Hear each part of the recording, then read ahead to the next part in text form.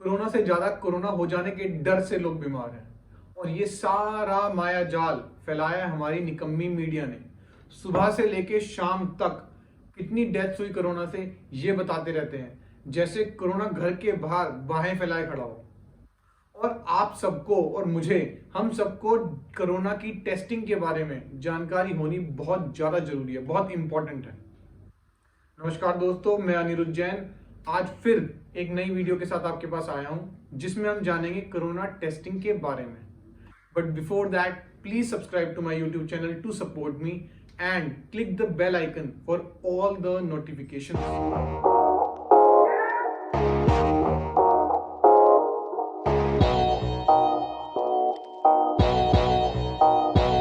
आज भारत में 55 लाख से ज्यादा केसेस कोरोना के पाए जा चुके हैं, लेकिन 44 लाख से ज्यादा लोग ठीक हो चुके हैं, जो कि 80% है।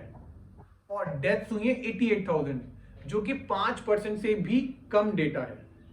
लेकिन फिर भी लोगों के दिमाग में एक तनाव है कि मुझे कोरोना हो गया तो क्या।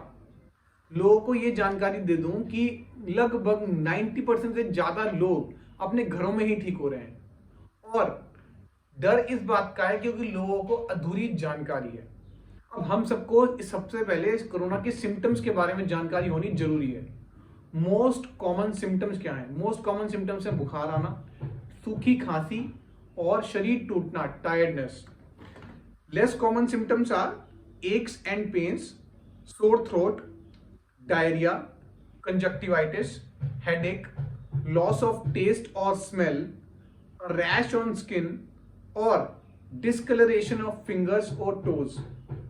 और सबसे ज्यादा सीरियस सिम्टम्स क्या हैं? सीरियस सिम्टम्स हैं loss of breath, breathing problems आना, चेस्ट पेन या फिर चेस्ट में प्रेशर बनना, या फिर लॉस ऑफ स्पीच आना, मतलब कि आपके शब्द लड़खड़ाना।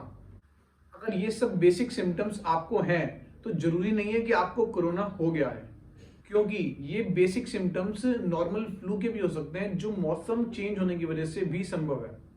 अगर सिम्टम्स सीरियस कैटेगरी के हों तो आप लोग जल्दी से जाएं और टेस्ट जरूर कराएं, और सबसे पहले अपने डॉक्टर से कंसल्ट जरूर करें। अब इंपॉर्टेंट बात यह है कि कोरोना टेस्ट के बारे में कैसे जानकारी लें। कोरोना टेस्ट दो टाइप्स के होते हैं, एक होता है डायग्नोस्टिक टेस्ट और एक होता है antibody test. So, the health ministry has announced that the real-time reverse transcription polymerase chain reaction या फिर RT-PCR test is the real gold standard frontline test for COVID-19।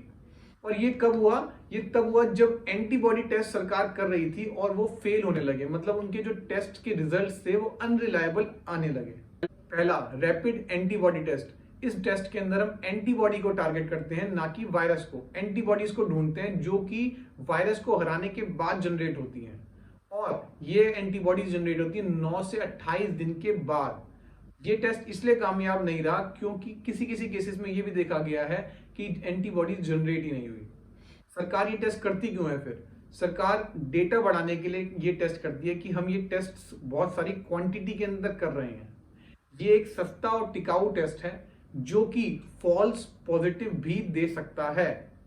So the ICMR has advised that if a person tests positive through a rapid test, then he shall undergo a confirmatory RT-PCR test also.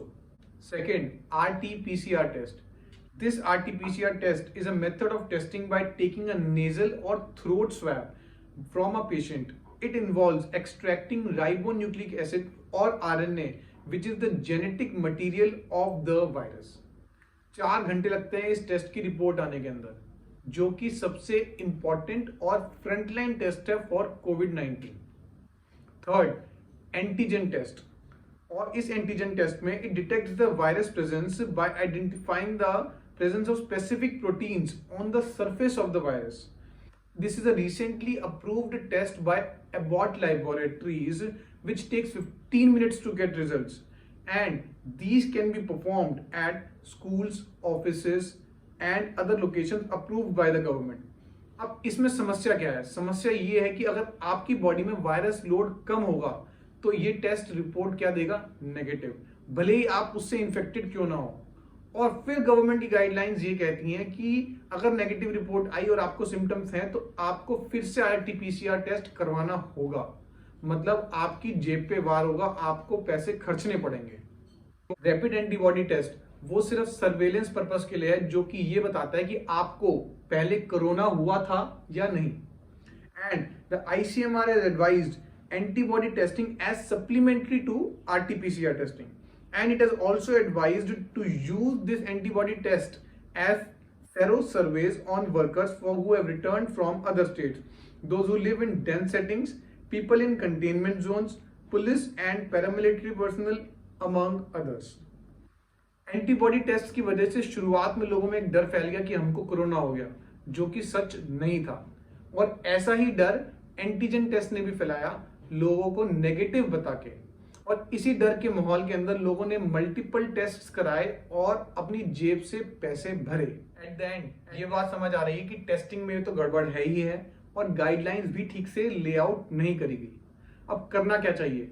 अब अगर आपको symptoms हैं तो आप अपने nearest doctor के पास जाइए और उससे कंसल्ट कीजिए। अपने आप को 4-5 दिन तक आइसोलेट भी कीजिए, और अगर सिम्टम्स सीरियस हैं तो आइसोलेशन के साथ साथ आप RT-PCR टेस्ट ही करवाएं, लेकिन माइनर सिम्टम्स को भी इग्नोर नहीं करना है। अपने आइसोलेशन जरूर कीजिए, मेडिसिन लीजिए और डॉक्टर के कंसल्टेशन के बाद ही टेस्ट करवाएं। और सबसे इंपॉर्टेंट बात यह कि अपने फोन में आरोग्य सेतु ऐप इंस्टॉल कीजिए और उसके अंदर अपना डेटा रेगुलर अपलोड करते रहिए। आई होप आप सभी अपने घर पे सेफ होंगे, और आज ये समय है हम सबको मिलकर मेंटली स्ट्रांग रहना है। हम सब मिलकर कोरोना वायरस को जरूर हराएंगे। आई होप आपको ये इंफॉर्मेशन वीडियो अच्छी लगी होगी। अगर वीडियो अच्छी लगी तो please hit the like button. Video को अपने फ्रेंड्स फैमिली के साथ शेयर जरूर करें, और आपकी क्या विचार हैं इस कोरोना टेस्टिंग के बारे में वो मुझे नीचे कमेंट सेक्शन में बताएं। And please don't forget to subscribe our channel Anirudh Jain. Thank you. जय हो।